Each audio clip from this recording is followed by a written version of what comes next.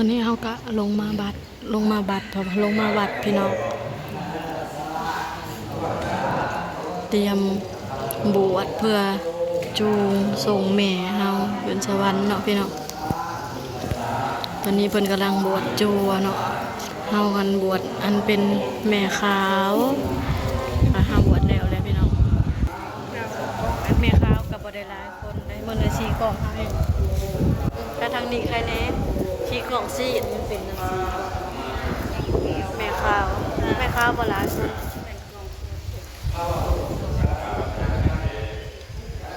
ตึงคือกระบวน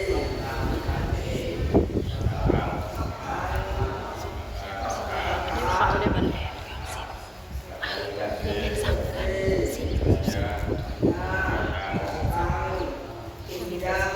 ทำมงก็เอาเกลือยังวะเกลือซักยังไม่ได้กล้าก็ได้บวช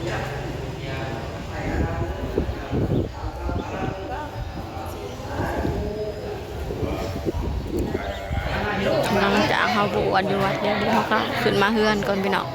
เฮ็ดพิธีสวดแล้วอยู่เฮือนแล้วจังเพื่อน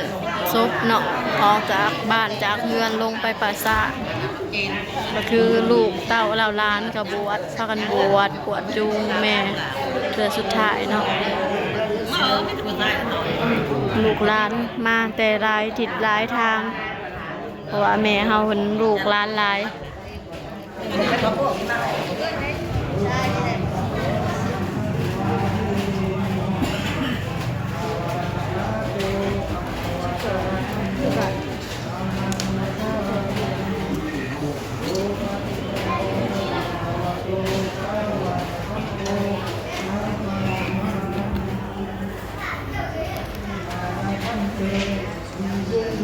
ถ่ายเอากันอยู่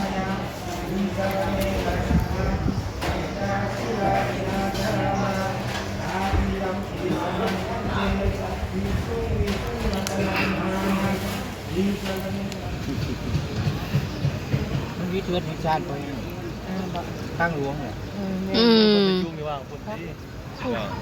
ก็ขามเพื่อนมันอยู่นอกคุณเอ้าคนลูกถามล้มได้ยังเอาไปย่างไปถ่ายอยู่พุ่นไปพุ่นบอก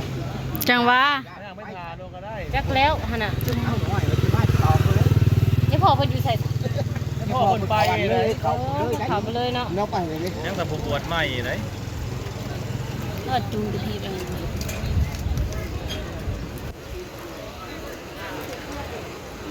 หลายงานเนาะมืองานทำงานขาวงานนั้นขาวเบิดงานขาวเบิดก็ยังชงเบิดอยู่เลยช่วงกันยังมันแดงซองหนึ่งเป็นพุ่งซองหนึ่งบ้านมันนะไฟลายเห็นหลายนะเบิดลายพันบาทแล้ว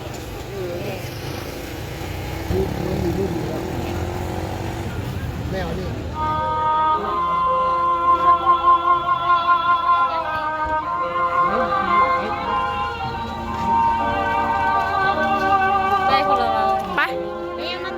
จัวยางก่อน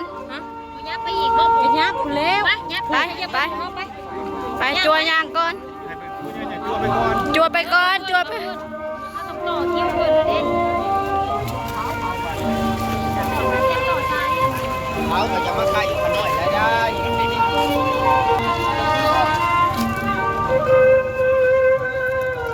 ถ้าชุดไปชกขี่เล็ก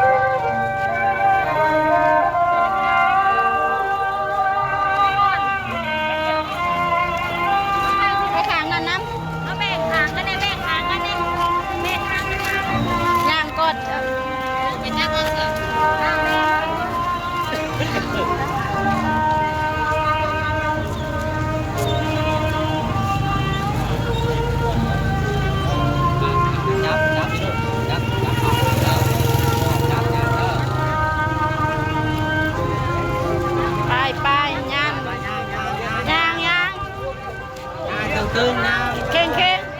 จับนะแม่มือนะ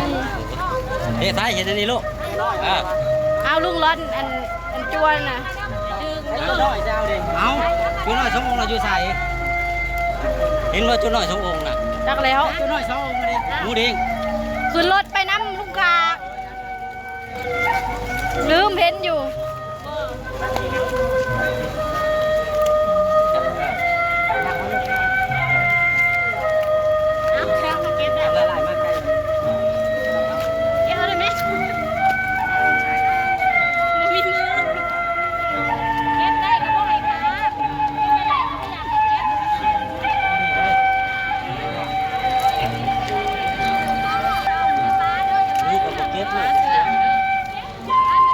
อย่าปาเสือกเด้อ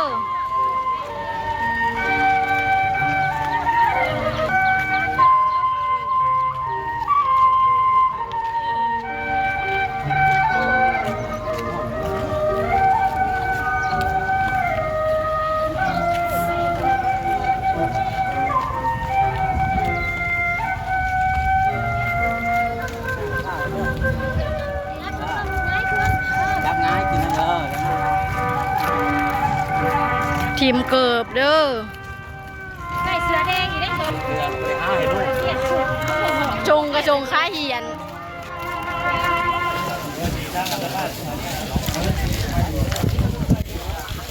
สีแดงนำธรรมดาดิ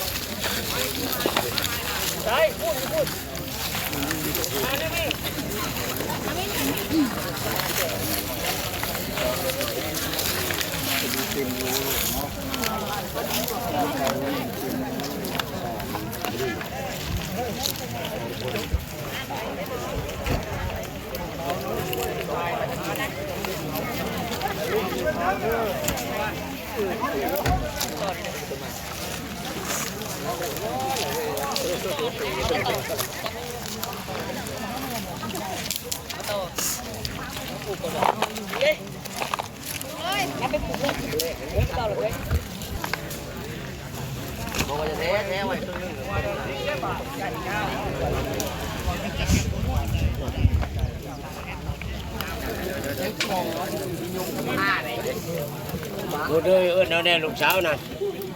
มาไหมเนาะ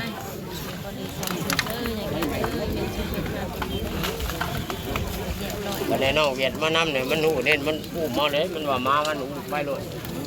เจ้าก็เฉยนะ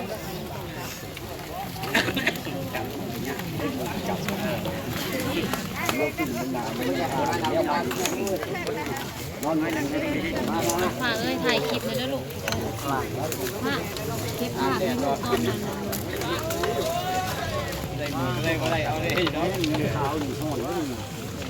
เขากระดีใครเพิ่นเข้ามาเนี่ยหัวดำมันยืนจากล่าง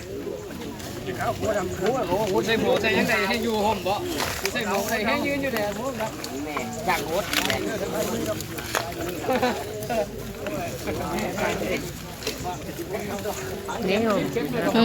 บด ไปชอบมันได้มันโผล่ไม่ใช่ในป่าเลยอย่าพ่อพระเชื่อชนได้ตัวนั้นให้ได้ชี้เหลืองประกอบการไหวยันเหลืองทะลุออกพุ่นเลย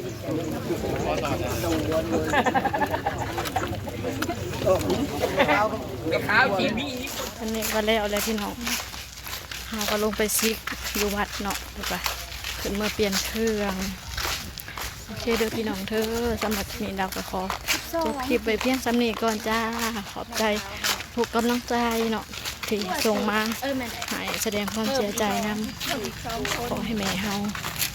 เกิดดีสมสุขหมดเวลา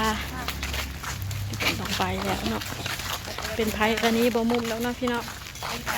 สำหรับคลิปนี้ดาวก็ขอจบคลิปไปเพียงสำนีก่อนเด้อพี่น้องเด้อขอเก็บภาพบรรยากาศไว้เพียงสำนีก่อนจ้า